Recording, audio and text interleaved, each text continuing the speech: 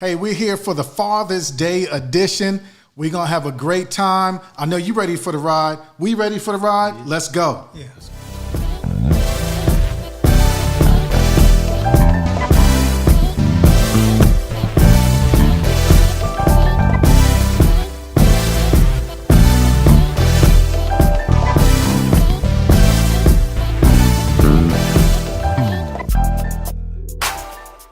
Hey, what's up, guys? Hey, we're back. Great to see you all. We got a nice panel here for you so we can talk about Father's Day. Just the fellas on Father's Day. This is the Dad's edition. And hey, we want to make sure that you are liking this, sharing this, subscribing to this. Go to YouTube, The Marriage Tune -up. Okay, I'm going to say it again, The Marriage Tune -up. And hey, we're talking about just fathers, man. Everything good, everything bad, everything in between. I want to introduce our family that you see here. First and foremost, come on, Deez, introduce yourself, man. Donovan? Yeah. Donovan. T2, that's what we call him. Yes, indeed. Yes, indeed. Now, also, Rob, come on, man. Tell them who you are. Rodney. Yeah. That's CEO of Cuts by Rods and co-founder of Blissful Events, doing his thing there. Yes, sir. And of course, we got the Sage in the house. Come on, why don't you introduce yourself, I'm sir? Dennis Patterson. Yeah, Mr. P is in the building. Yes, indeed. So as you can see, we got a nice mixture here. Hey, we have the young dads, we have the in-between dads, and we have the wisdom dads. Is that okay, Mr. P? The older dads. The older dads. Okay, and in case you guys didn't know, do y'all know it's Men's Month? Y'all didn't know that, did y'all? See, we got our own month, man. Yeah, Men's Month. It's Men's Month. Much. Yeah, but I'm not gonna lie, man. My wife told me that. my wife told me, so it's all good. Now, being it's Men's Month, I want to go over some stats, and we're just gonna have some great conversation. Hey, there's 72.2 million fathers in the world. 72.2, and I know I'm glad to be a part of that fraternity, that fatherhood group there, because I see it now as a big thing, and we're going to talk about that. Hey, our fathers, we were discussing how our fathers fall into three categories. Three categories. Yeah. The there, right? The there but not there. Come on, you know who you are. Yes, you do. And the absent, okay? Or you can just say not there. Mr. P, hey, can you talk a little bit or give us, because I want to give us some definitions. Okay. Can you give us a definition of the there dad or the there father? Well, I guess the only example I have, of course, is myself. I've been a dad for X number of years. Yeah. 50 plus? Absolutely. And I would tell you that a dad being there, I perhaps would be the best example of that. I've been there since the very beginning. I've been involved with living in the home with my two kids at the time, and we were there. It took place, and every activity we were part of it. Nice. Yeah, we were there attending the school activities. We established and I would say showed an example of what a man should be growing up. Yeah. And I think that's perhaps what's missing right now is good examples of what it takes to be a father, not just a sperm donor, but a person that's involved in every aspect of the child's life. So that's being there. There. I love it, Mr. P. I think so. Any of y'all want to add to that, or we'll jump? Because I want to hear from y'all on, Donnie, why don't you take there but not there? Can you give the obvious? And y'all can type in the chat. Y'all come with the questions and things like that. But tell us what there but not there dad looks like. So I feel like that can go a couple ways. Okay. There but not there could be that I'm present, but I'm just paying the bills. I'm just going to work, coming home. Yeah. Go ask your mom to do everything else. Yep. Or it can go, sometimes I'm there, sometimes I'm not. Playing foot double in, dutch. 1 foot out. Yeah, the gate. I feel like it can be, that there but not there could be both of those situations. Straddling the fence. I would add that not there could also mean you're there and you're paying the bills, of course, but you're not participating in any other aspects of raising a child or that is participating in the family dynamic. You can still be there and not there. Not I received that. I received that. They can go another way as far as there and not there. A father that's there is, of course, paying the bills, so on and so forth. But what about the father that's there, but the wife or the other party is not allowing him to see his children? And that can be a not there that could be. by default. Right. Something that's not because of him, but because of the situation. I received that, Rod. Yeah, and I never thought about that. Yeah, that's a very a good look on that. That's a good look. Rod, why don't you talk to our viewers about the absent dad? I don't know if we can even call him a dad. Can we call him a dad? I think Mr. P had a good sperm donor. And that's what I was going to piggyback on. Right. Okay. He's just a sperm donor. Right. He's missing in action. He's that individual that MIA. people speak about, but the child is never seen. He's just non-existent, unfortunately. And that's, pretty much our society today. We have a lot of absentee fathers. Man, unfortunately. So true. Hey, I want to give y'all a stat because Rod just hit it. So this is from National Public and Radio and Statistics. 57% of fatherless homes in the United States involve African American or Black households. Hispanic households have 31% fatherless rate. Caucasian white households have a 20% fatherless rate, and Asian Americans have a 14.4% fatherless rate. Now, this is as of 2019. No, COVID did pop off. Wasn't nobody doing no census for nothing. So that means in 2019, these were the percentages. These were the percentages, yes, sir. Okay. And that's crazy, right? That's crazy. So here's my question to y'all. Hey, knowing that we know this stat now, hey, what is your view about fatherhood and how has it affected your marriage? Because we are on the marriage tune up, So again, here's a question. What is your view about fatherhood and how has it affected your marriage? Good, bad, crazy, important, scary? Donnie, I want to start with you because I want you to talk a little bit about your marriage. New dad. Come on, baby. Yeah, new dad. So let us hear from you, man. So the question is, how does me having a father in the household affect my marriage? Okay. Prepare me for my marriage. Okay. So that's how I. No, I'm not mad at that. Okay. I'm not mad at it. Now, it was, what is your view about fatherhood? Because now you're a father. Oh, okay. But I'm not mad at you because you're tying in that you have your father in the household. So, talk to all of that. And how is all of that affecting your marriage? Okay. So, my view about fatherhood is, it's extremely necessary. Right. It's as necessary as oxygen is to the lungs. I love that. Yeah. Because I would say, from me having my father and friends that I know that don't have my father, obviously there's a nature versus nurture argument in everything, but it's like I had a head start in life because I had a father. Right. I had a man that was there to show me what a man truly is. I had a man show me, how to pay bills, what my taxes are, get life insurance. It's not just when you're there, you need to be able to take care of your family after you're gone as well. Right. How has it affected my marriage?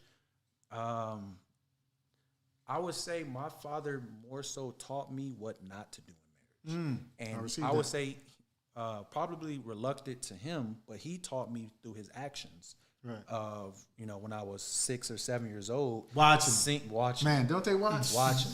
Ooh, they watch. And it's crazy that we remember, as humans, we remember the bad more easily than we do the good. Real talk. So true. So true. A memory that I have all the time is I'm 12 years old. It's my birthday, and my mom cussing my dad out. I'm just like, it's supposed to be my birthday, man. Yeah. It's like, you better not buy that. It's an electric scooter. 6 months later, I crashed an electric scooter. So I guess my mom was right. There you go. Yeah, so that would definitely be my view, and that's how it affected. Yeah. He definitely showed me everything about being a father, being a man, and being a husband. I love it. Yeah, both the good and the bad. The good and the bad. Ms. Speed, what were you about to say? I was about to say, I guess you would say, unfortunately, I didn't grow up with my father. Right. There was a man in the household, but he was not my father at the time. So I didn't have the example of my own dad providing the kind of leadership of what it takes to be a man or be a husband, and perhaps later on affect my marriage kind of thing. So I had to kind of learn on the fly, so to speak, and I learned by looking at other people. Of course, as a young man, I was always involved with the church. So we saw good examples of what the husband, what fathers, and all of that were about through other people, kind of a thing. And I think it's a valuable thing to be able to see, even outside of your personal home, your residence, kind of a thing. See good examples of what it means to be a man, and what a good marriage looks like, kind of thing. How you treat your wife, kind of thing. And certainly that will impact. Your marriage is how you treat your mate, kind of a thing. Yeah. So one thing I learned, like I said on the fly, was that being a man or being a part of a marriage is that you don't have to know everything. You can.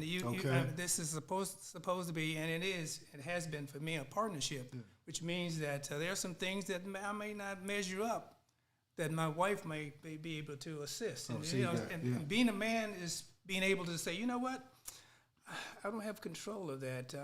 I'm not very good at that, and then seeking out other people who may have challenged or met that particular task, kind of a thing. So not being afraid to ask other men about certain situations, about how you handle your marriage, especially because having marriage, being in a marriage, there's going to be some conflict. Right. The big thing is how do you resolve the conflict? Right. And that's but following other examples could be a good way, a good avenue to accomplish it, I think. Yeah, Rod, I want to hear from you on that. But Mr. P, you just said something I thought was very interesting, because we as men, we don't, most of the time, I can't say all men, but we don't seek out others in help with marriage, and we try to figure it all out ourselves and wind up doing the wrong thing. Right. So I'm glad you said that. Yeah. Fellas, don't be afraid to seek other men, godly men that are doing the right thing. Yeah, we don't want you seeking to do saying, let's go to the strip club. Right. That's not going to help the marriage. You're right. You don't need yes people. You need people that's really going to provide the proper direction. Exactly. Robert, what do you think about that, man? What's your view about fatherhood, and how has it affected your marriage? Well, I'm going to take a different route. Okay. I believe fatherhood, if you do it the right way, meaning that if you marry the individual that you court and you guys have a child during the marriage, then it becomes a gift. I think fatherhood is a gift. It's a huge responsibility that God has given us. True. Because the reality is that it's your opportunity to really leave a fingerprint on your kids. Yeah. As far as who you are, your values, your belief structure, what it is to be a man, structure, so on and so forth. And for me, my marriage is beautiful because I had a great father. That's nice. And like Mr. P has already stated, and Donnie as well, that example. If you don't have a good example, then you don't know where to start. And fortunate for me, like I had a dad that said, I'm going to be this, because his dad was not. My grandfather was a Rolling Stone. Right. And he what y'all know about that Rolling Stone? He was a Rolling Stone. And because of that, my dad said, I will not treat my wife like that. Right. I will not be this individual that society says that men are. And because of that, my father set such a great example that, he's not here with me anymore, but I'm still following that example. And because of that, I'm in a blended family situation, so I'm able to give that example to my daughters, because I didn't biologically have daughters, but I have to be that example, because who you are is what your kids, end up choosing. Right. If that makes sense. No, 100%. If you're a knucklehead, then your daughter is going to have a tendency to choose a knucklehead. But if you're a real man and you show what a real man is by opening up doors for your wife, by honoring her, by kissing her, by doing all the things that we should do as men, then of course your daughter is going to choose that. Yeah, real talk. Vice She's going to versa. gravitate to that. Exactly. She's going to Exactly. gravitate to that. So I agree. And then for your sons, it's important that you teach them what a man is. It's not just to rule your house. It's not just to make the money. It's not just to tell everybody what to do. But like as Mr. P stated, there are times where you have to humble yourself as a man. Yeah. And Absolutely. as men, we need to teach our kids that it's okay to be humble. Yeah, Yes, man. yes. To show some humility. It's not weakness. It's just to show like, look, I can be balanced. Yeah.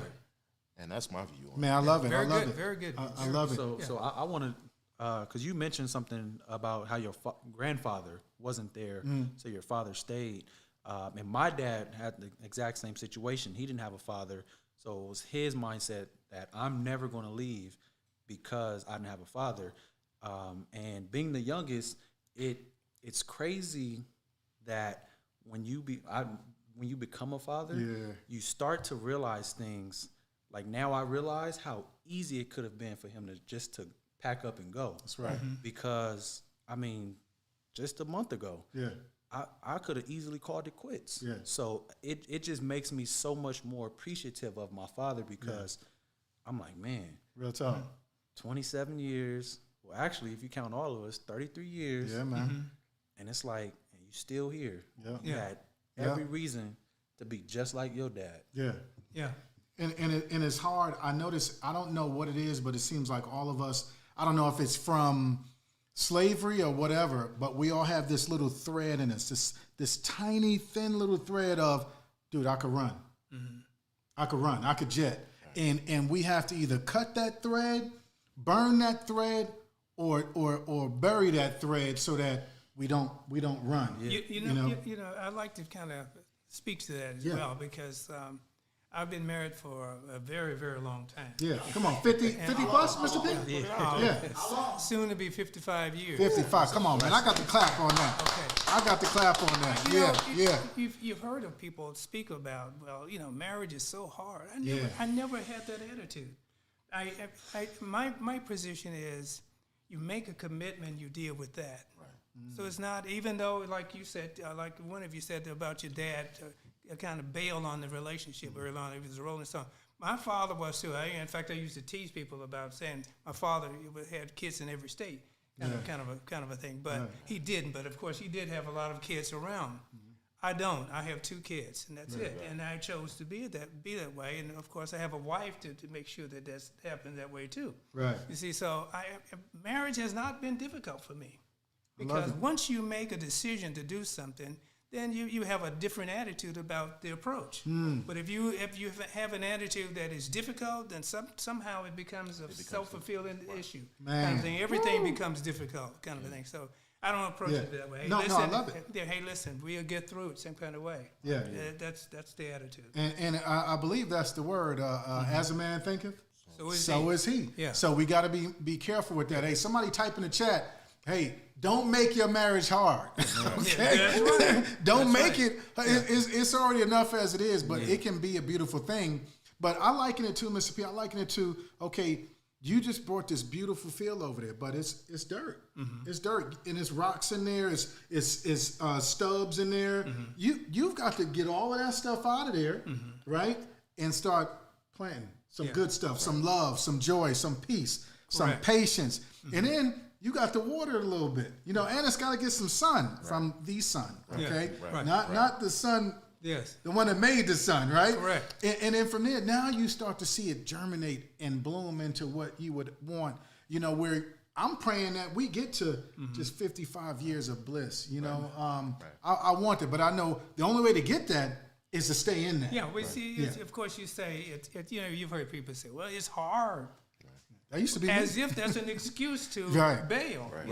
Nothing is worth anything that's going to be very easy to take care of unless you change your attitude. The way you look at things, the things you look at change. Amen. I received that. That's right. Yeah, the way you look at things. When you change the way you look at things, I'll put it that way, then the things you look at change. Now, that's a quote from somebody I don't remember right now, but I think it's a very, very powerful statement. Yeah, The way you look at things kind of determine your behavior about it. And I heard a quote, something similar to that. Hey, look at every obstacle as an opportunity. Yes, yeah. You know, so Mr. B, you mentioned that you have 2 kids. Hey, I want the fellas to go around. I have 4. I have 4 kids. Alexandria, Christian, Cameron, and Keenan. Donnie, how many kids you got? 2. Okay, 2. 3 if he count Vino. Hey, Vino's our dog, man. 3 if you count Vino. Rod, how many kids you got, man? I have 4. Okay. I have Damone, Dajane, Noah, and Kennedy. There you go. 5 if you count Jackson. Right. Someone said the other day that I think it was a lady speaking that she had. I think it was a husband speaking about his wife, saying that she had 2 boys, but she raised 3. Otherwise, her husband was one of the boys. I guess. Think Kay can attest to that. Hey, Donnie, you just say the name of your kids, man. Come on, name them. Caden and Kobe. Yeah. They're beautiful.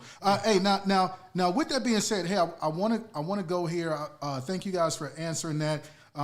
We looked at some stats and obviously we talked. Hey, and from what it sounds like, we're valuing fatherhood. Yes. We don't want to be on the other end because I've been there. Hey, this is my second marriage, and like you guys, unlike you guys, I didn't. Well, like Miss P, I didn't have my father, but I didn't have a church model either. Right. So therefore, the hood grew me up, the streets grew me up. So there's no men really in my family. It's all women. You know, so I don't have a reference of marriage. So hence I go into my first marriage with no blueprint. And you know how it is when you don't have a blueprint, and we're gonna talk about the manual later, right? Hey, when you don't have a manual to read on the car, right? Because we don't read the manual. Stop it. Well. Mr. P said, "Hey, read it." Mr. P said, "Front to back, I read it." Yeah, you're very funny. Yeah, but I didn't have that, so therefore. I think one of y'all said it. I did everything on my own accord. Yes. In my own mind, and made some disastrous decisions, you know. But I love that we have the true father that will still take his prodigal son like Coop and hug him and say, "Dude, I got you." You know. So here's the thing. It says this is a National Center for Father, and it said 72% of Americans believe that a fatherless home is the most significant social problem and family problem that is facing our country. Do you agree? What do you think? I'll read it again. 72% of Americans believe that a fatherless home is the most significant social problem and family problem that is facing our country. I strongly agree. I would agree with that. Yeah. Now, can you elaborate on that? Why do you agree with that? So I would agree because first of all, the man is supposed to be the head. Yeah. Supposed to be the captain. That's right. And I haven't seen a ship go out into sea without a captain. Real talk. So I would definitely say that, you know, and I would say the number goes up even more for if there's a young boy in the house because now you're leaving a woman to teach a man how to be a man. Yeah. Can't really and happen if you want to go even deeper into it, now that I'm 15 years old, I'm bigger than my mom. Yeah. Right. And I might get that inkling like, let me try her. Yeah. But if my dad's in the house, ain't It's gonna not happen. happening. It's not Yeah, happening. I received that. I received that. Rob, what do you think? Agree? I love that, Donnie. I love that. That's on point right there. I agree wholeheartedly, and I'm gonna be transparent, open and transparent. There was a time in my life where I was more attracted to street life than the example that I had. Me too. As a real father, and because of that, you know, being a part of, you know, Los Angeles, you know, gangbanging was the thing. Right. And if it wasn't for a strong father, I wouldn't be present. You know, so I agree wholeheartedly about that. The importance of a father is huge because it's so much that a father has that God has given him to direct his household. And part of that is discernment. You know, you're supposed to be able to feel what's going on in the atmosphere of your house when it's your kids, when it's your wife. And if you don't have that presence in the house, it's going to be chaos. Yeah. And my dad he manned that with wholeheartedness. Good, man. And I would have to say the reason why we have mass incarceration is because of fatherless environments. Real talk. That's in the stats. Because there's So no true, structure. And guess what? They end up going to prison, and then they have to get structure. Yeah. Discipline. That's what a father gives, telling you when you can eat, when you shower. That's what a father does. Yeah. But you got to go to prison to get that, and that's a result of that, not Trouble. having a father. Trouble. So Love yeah, it. I believe in that. Love it. Mr. P, what do you think? I think that I agree with that. I say that because with the father being absent in the home, there's a lack, or I say a potential lack of leadership, especially when that's, biblically speaking, that was the role of the fathers, to provide safety, leadership in the home, example, Priesthood, those kind of things. yeah. Yes. And when that's not there, then it falls on the next partner, which it's a heavier load. Yeah. When a situation is designed for two people and only one's functioning, then it becomes it's a heavier load. Right. And I think that's what's happened right now. So that creates a real problem for the household. Right. Absolutely. When only one party is there. Right. Yeah. That's why. Even just looking at it that way. Yeah, that's lovely. Heavier load. And I didn't bring up the stats. Anybody can bring up the stats on kids in the fatherless home. They're more apt and prone to drugs, alcohol, doing less than they could in school, prison. Just the list goes on and on. But Mr. P, somehow you beat all the odds on that. Why? Because we know Donnie and Rod, they had a dad, still had some turbulent moments, but they rolling now. They had 35,000 feet, they coasting. How did you get to? How did you get to the 35,000 feet and coasting? Well, I tell you, I believe that it had a lot to do with my upbringing by my mother, first of all. Even though, as I said up front, that there was a man in the house, my brother's and my sister's father was there. Okay. So I did have some example, but my father was not there. And then, of course, that we were, especially since I've been even preteen, I was heavily involved in the church. I attended Sunday school, Bible study, and all of those things. And I saw very good examples of what it takes to be a father, and a father that's in leadership role in the home. Right. So I think that's what happened. The other thing is, I just think that God smiled on me. Man, that's the song right there. God smiled. I really do, because I don't want to appear as if that my relationship or my bringing up was all perfect and that kind of thing. I was a squeaky clean kind of guy, kind of a thing. But I tell you, I've always had a conscience, and I'm always. It's pleasing my parent was always an important part of good. That kind of thing. So it kind of helped you to stay on the straight and narrow when you have love and respect for your family. Yeah. And oftentimes that's what's happened when the father's not in the home. Actually, oftentimes there's a lack of that part of the love equation kind of thing that's missing. Yeah. And kids have a more propensity to go out and do other kind of things, follow bad examples, that was kind of a thing. Until they learn. Yeah. Then you get, once you knock down a few times, then you began to say, maybe this is not the thing to do. I think it perhaps what happened. Yeah, I believe so. What's that song? We fall down, but we get up. That was me. It's Rod. It's funny you would say, and I think Mr. P said it as well. When the dad is not in the household, it's that old saying, hey, when the cat's away, the mouse is gonna play now. Right. So my mom, I love my mom, man. I actually call my mom on Father's Day and tell her, hey, thank you and things like that, because she like you said, the load was very heavy, and when you living in Brooklyn and she's got to work and I'm a latchkey kid, it's on. Yeah. It's on. So I'm getting into Penthouse and Hustler books. You know what I'm saying? I'm out where I shouldn't be, playing with who I shouldn't be, stealing what I shouldn't be taking, Shouldn't steal it all. Exactly. Yeah, those type of things. So a lot, and somebody said about a woman, my mom, I think I was 15. I think I was about 15. Yeah. I'd gotten taller than my mom, and I was like, hey, she was gonna whoop me for something. I said, Mom, hey, by this time I'm already selling out in the streets, and I'm a brawler out there. And Mom, I don't need a whooping. Yeah. I'm too old for whooping. She's like, what? And she whooping me, with the extension cord. What y'all know about them extension cords, boy? You know, and I'm just taking it like glory.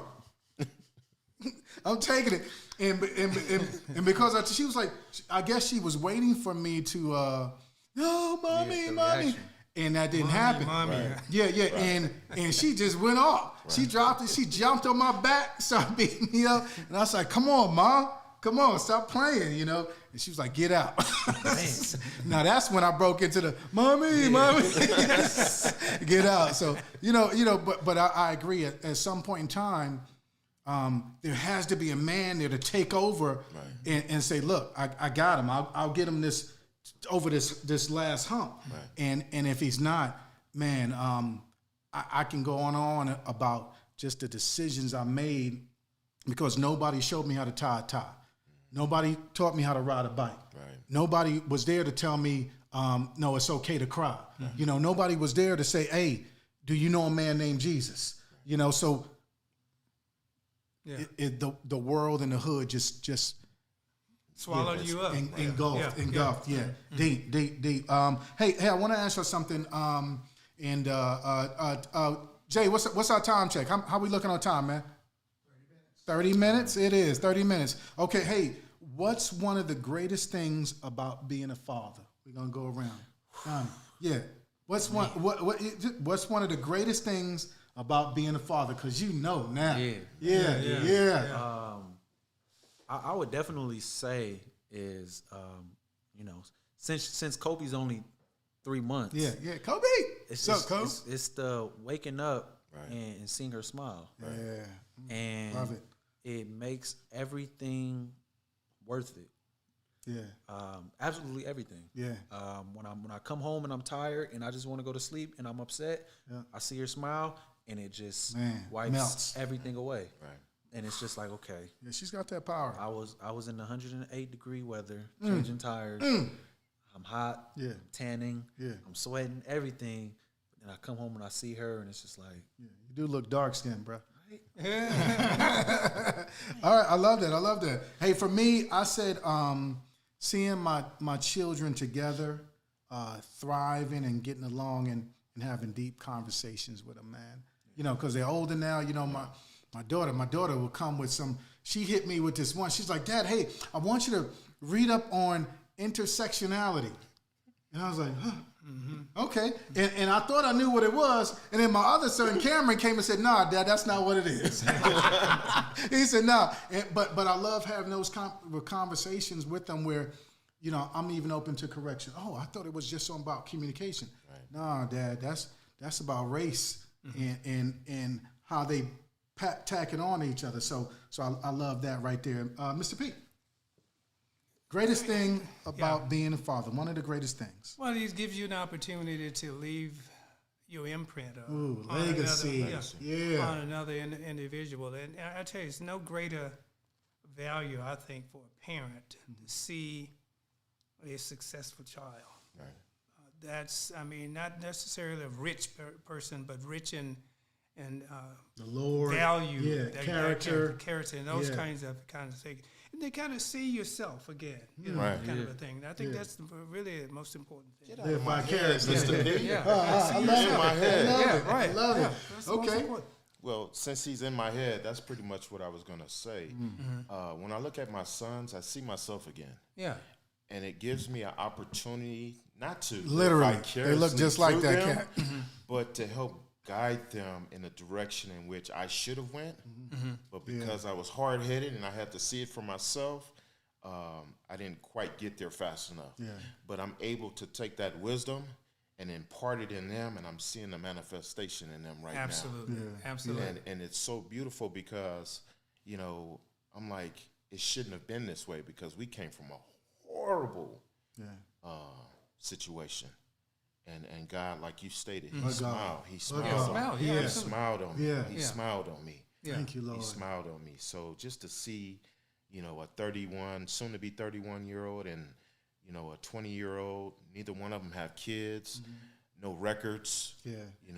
That's a blessing. I'm lifting my hands in right school. Now. Thank you, Lord. One's about to graduate in a medical program. I got a 20-year-old just bought his first car on his own. Let's go. You know, just to see them That's great, man. growing into young men. Yeah. Yeah.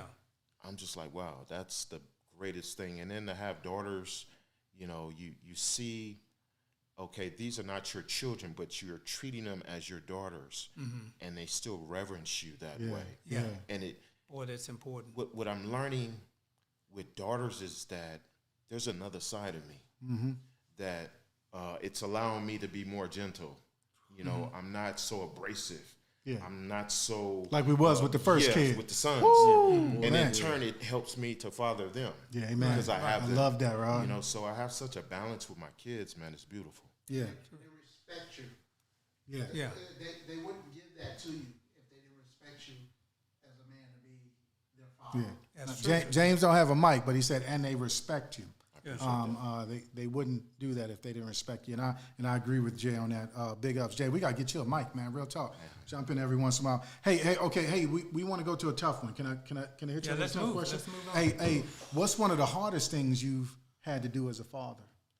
We're gonna go around. Come on, Oh, dude. we're gonna start here. Okay, Yeah. so we whoo. Yeah. What's one of the hardest things you've had to do as a father? Yeah, we about to get naked. Yeah. I would say the hardest thing that I've had to do as being a father is learning to love someone else's kid.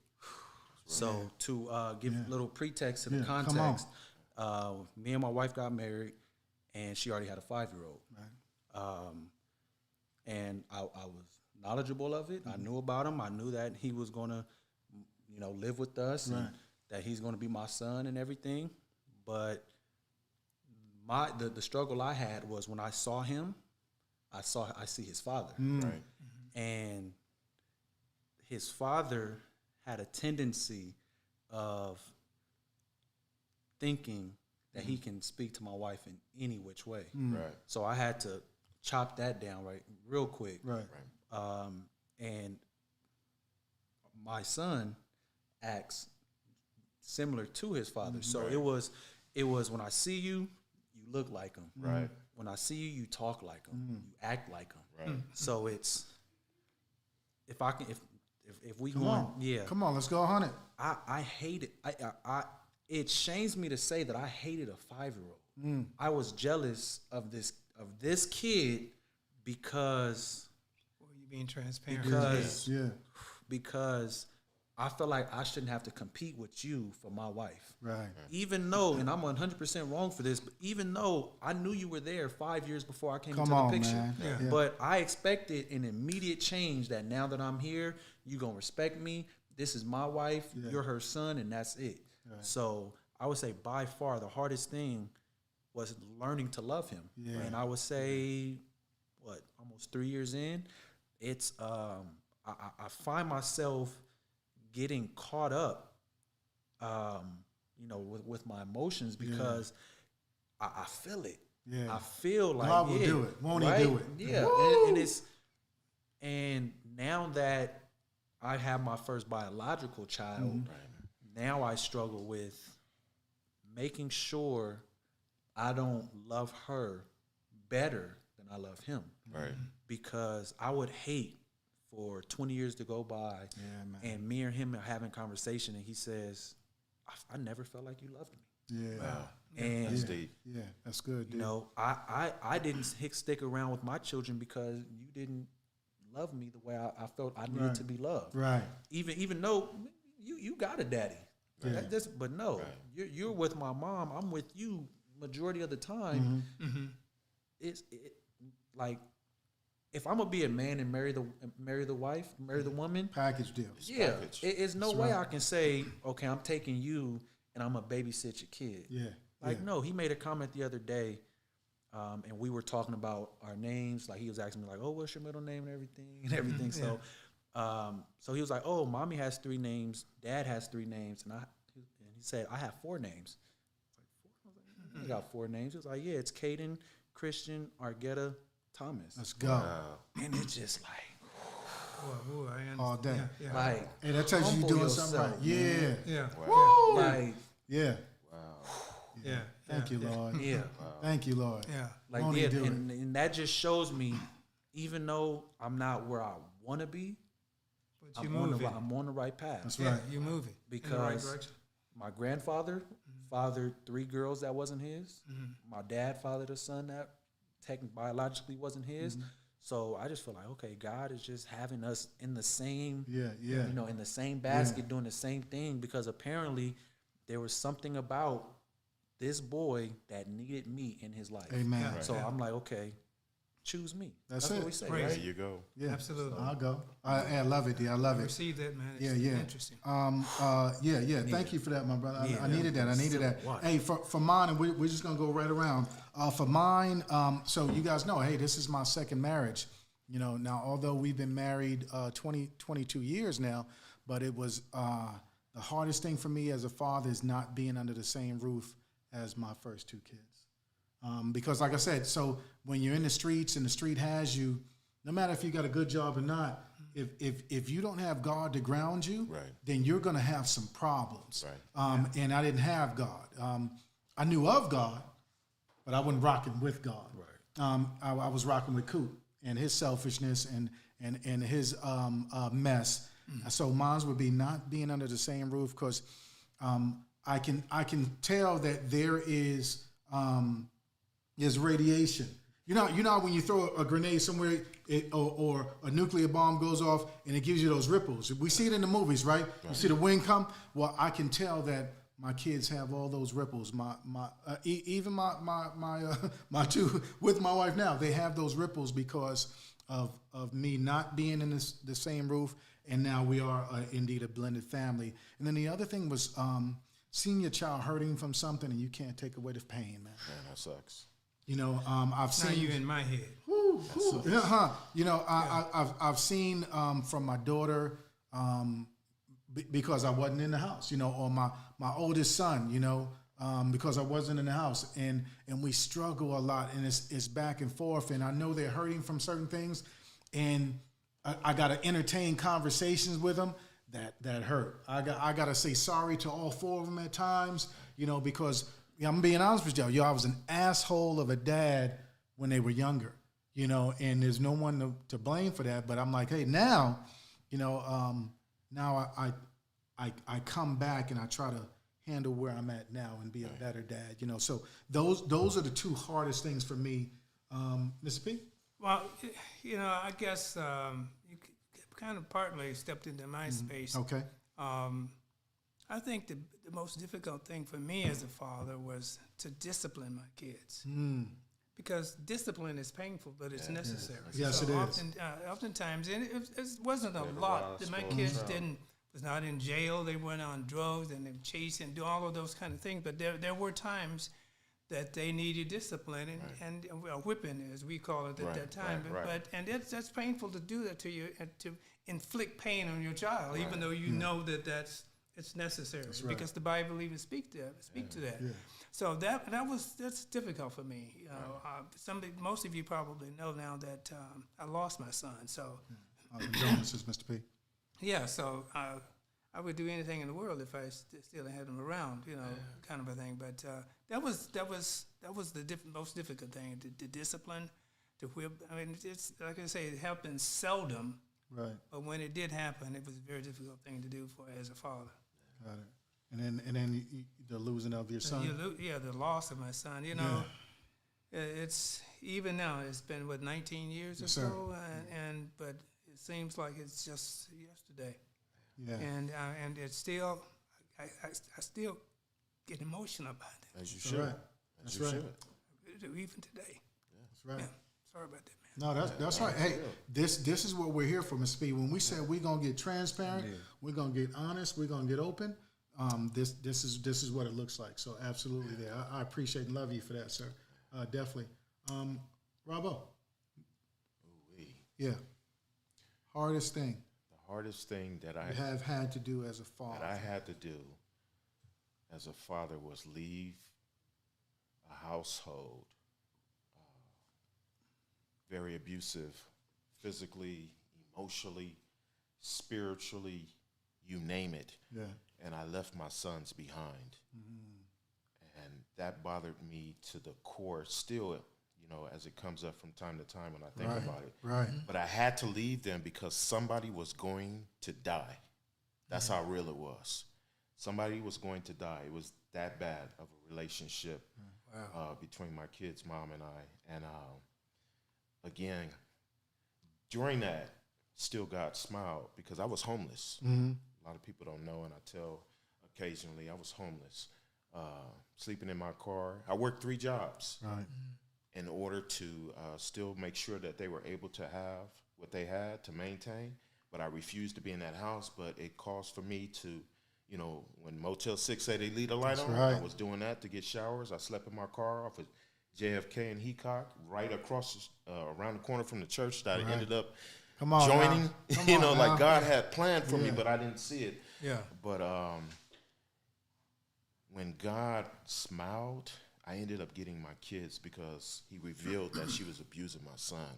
And like you stated, that was the hardest thing for me to deal with, something that was paining my son, and I could not do nothing to change it. Like I could not change the course of the fact that his mom abused him. Yeah.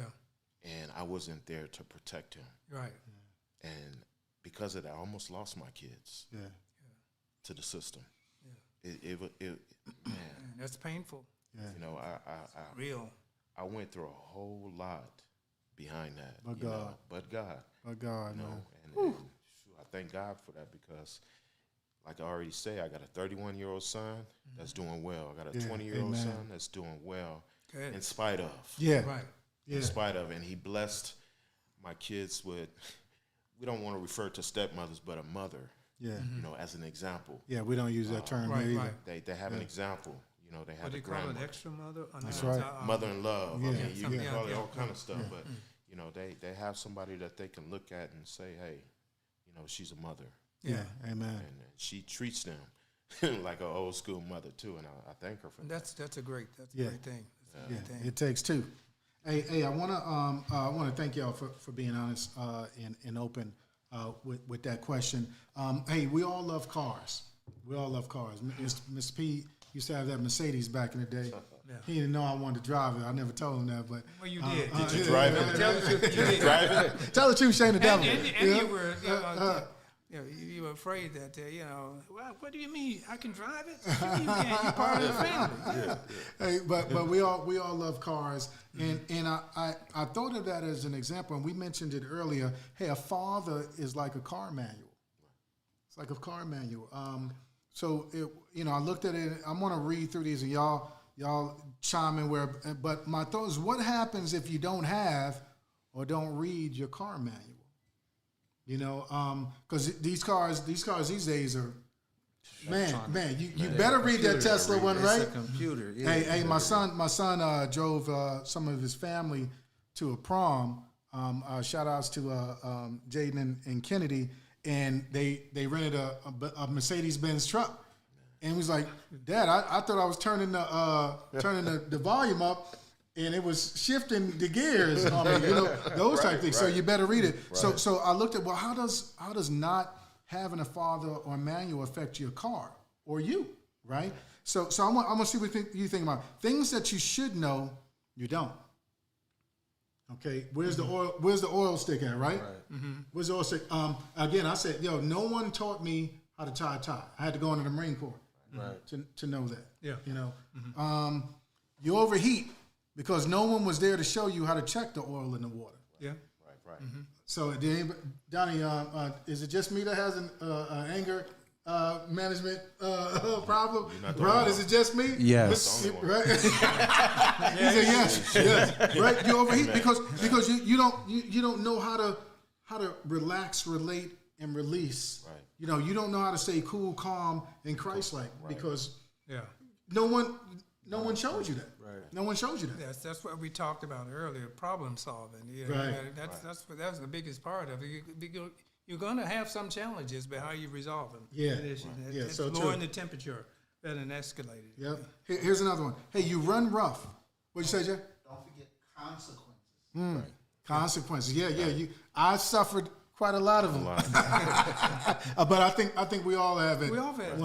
one point or time and another. Here's another one. Hey, you run rough, because you don't know what the yellow light on the dash means or what type of tires you require. Dad never taught you. Right. He never showed you. So everything is rough, rugged. This is how I solve things. Right. This is how I solve things. I don't know anything about verbal communication. Right. And if I am getting verbal, then I'm cursing you out up this side and down that side. Right. Just crazy there. So and I looked at, so how does this show up in daily life when we're having problems as a father or we don't have a father? So we talked about the anger, the lying, the cheating, the stealing, drug affiliation, promiscuity, jail. All of those things will come at you if we're not doing our job. Will come at our kids if we're not doing our job as fathers. So I wanna quickly, before we go into the just my 2 cents, some steps to being a better father. I can equate it to this since you put it on cars. Yeah. I know some cars require 87, 89 gas, and you got certain cars that need 91. Yeah. When I look at my 2 sons, like I can put 87 or 89 in Damone. Okay. But I can't put that in Noah because Noah requires 91. So what are you saying, Rodney? I can't be aggressive with Noah because he'll shut down. Right. And I had to read his manual because every kid is not the same, just like every Correct. car That's is good. not the same. Man, so true. With Damone, I was still street-minded. I was young. So I can talk to him like that. I can cuss. I can cuss Hey, him out, homie. I can grab him. And it made him who he is because he's like that. He can navigate because that's where I was at that time. Right. But I can't do that to Noah Yeah. because it will cause him to shrink down.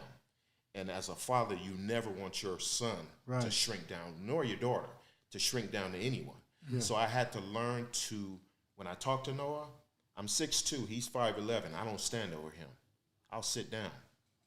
I'll get to his level. Yeah. I'll That's good. lower my voice because I don't want to intimidate him. Right. Because I have a very intimidating presence. Right. So as a father, you got to recognize that.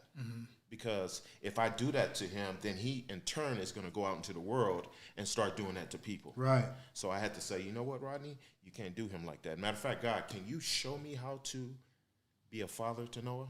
That's my prayer. Like, I need to learn how to talk to him. Can you soften me so when I speak to him, like, he can hear me to where he can be comfortable to speak to me? Like, I have to have those conversations before I even go talk to my son. Well, what I think what I'm hearing you say is that you got to ask yourself that question: what is my objective? Exactly. Yeah. See, if you don't know what your objective is, you don't know when you've met it That's either. right. Kind of everything. Yep. So knowing exactly what Noah needs, you got to ask yourself the objective: what does he need, and how do I reach that? That kind of thing. So I think most important. And I just looked up a word here. Fathers, do not exacerbate your children. Instead, bring them up in the training and instruction of the Lord. That's in Colossians 3. Yes. Definitely, I agree with you guys on that. So some steps to being better. I want you to just speak on this, whatever the Spirit tells you. Be present and make time. Absolutely. Correct. Okay. Show unity with mom. Respect mom. Absolutely. Yeah. Because you become an example of how he will treat his wife or his significant other. Yes. So that's a big one because when I came into Caden's life, he had no respect for his mom. Right. If he did something wrong, it was her fault. It was a time where I was at her apartment and he cussed her out. Yeah. Are you serious? And I'm like, he's 5 years old. Yeah.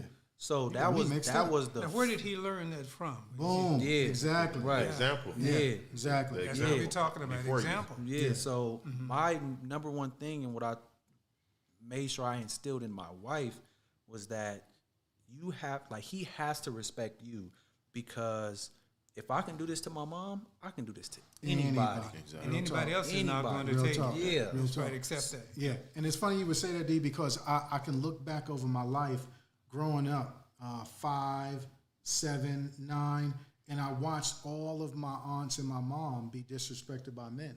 Well, guess what? Even though I said, I'm never going to do that, you got to be careful or you'll find yourself varying that way. Absolutely. And I disrespected almost every woman that I came into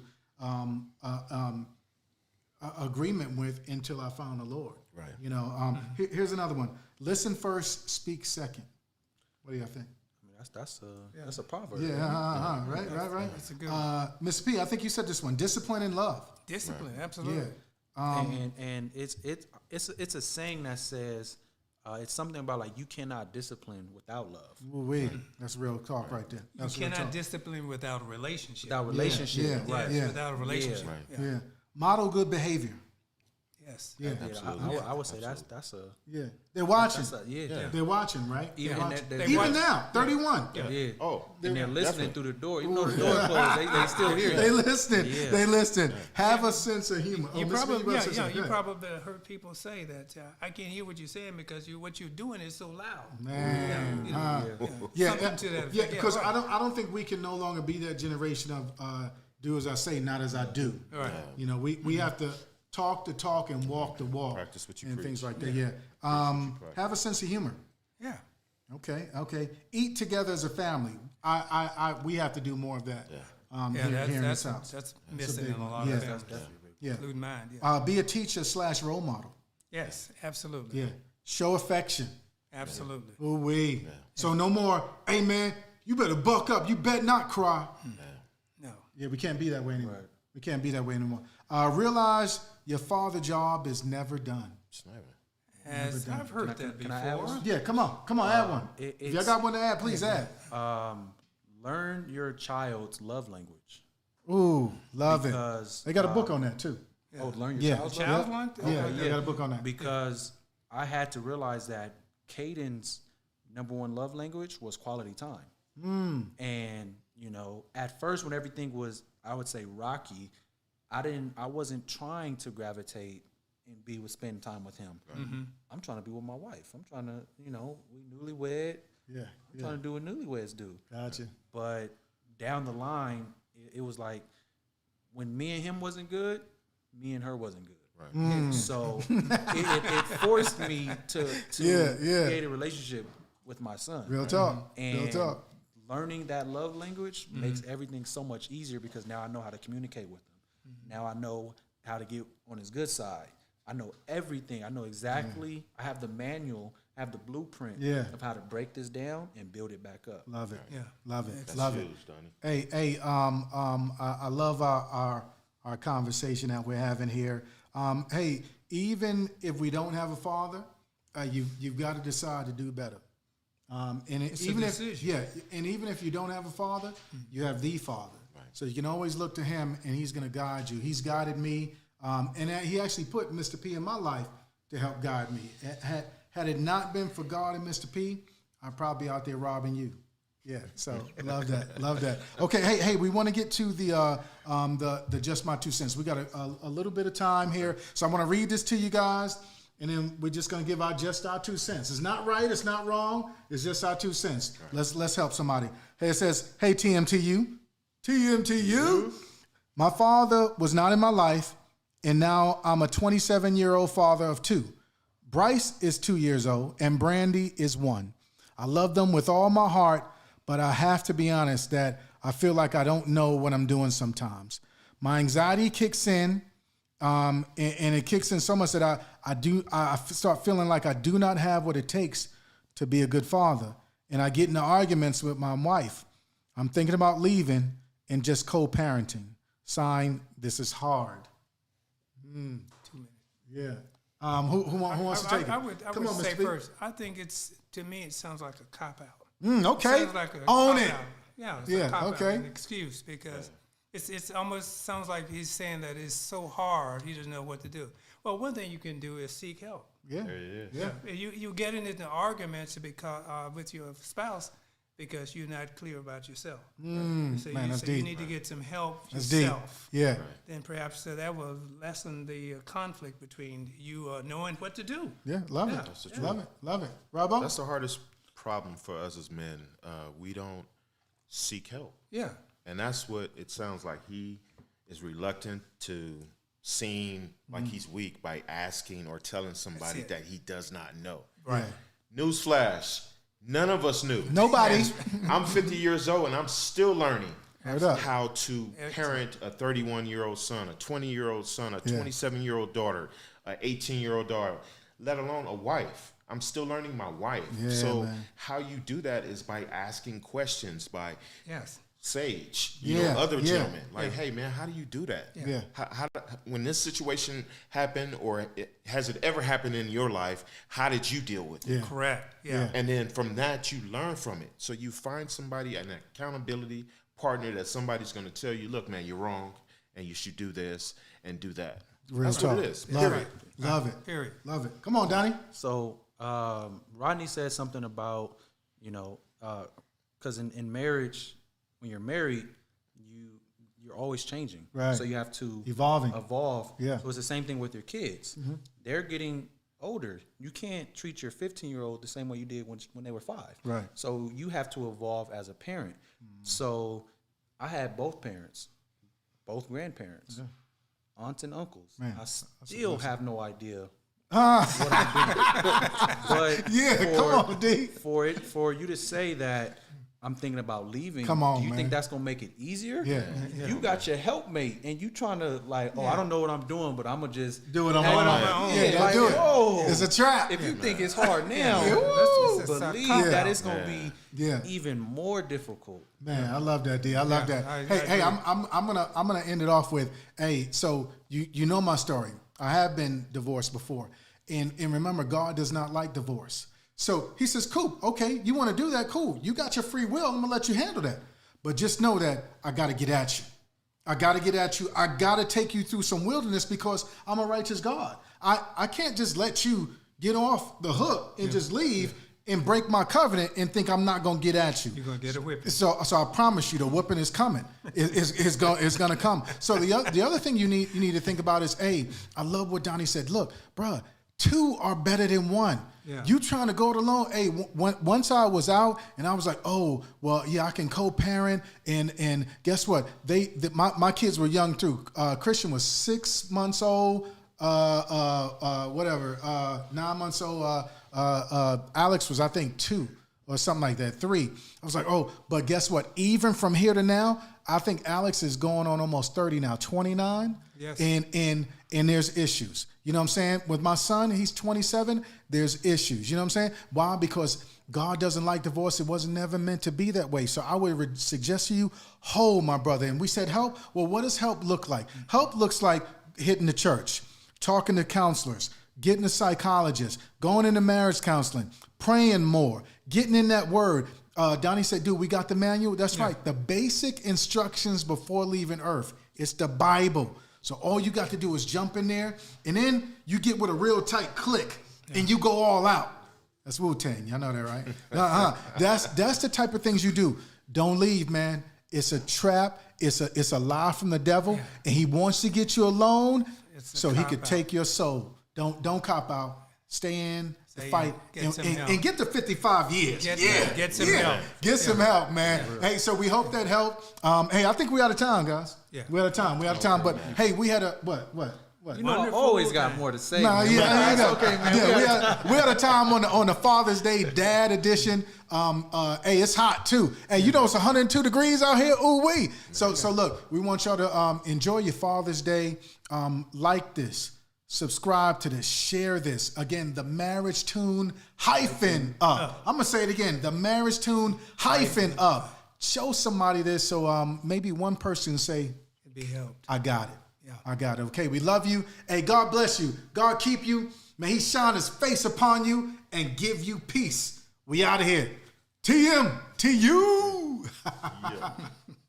Woke up, still smiling, sun shining, feel fine. And yo, it's one person I got to thank. And no, it ain't your mama or your Uncle Hank. It's Jesus, the one that'll get you going. Keep you flowing high, you already know. And he'll lift you up, pick you up, get you up. He'll set you up in a life with less strife. That's just right, with pure love and more light. As long as you live it, remember he got you. And now that you free, what's the plan for you? You better get him, let him, live him, kiss him, miss him, bug him, hug him, love him. And please stop talking this, that, and the third. And just focus on God in his word. Cause I'm lit, I'm free, the light I see. Switch it up.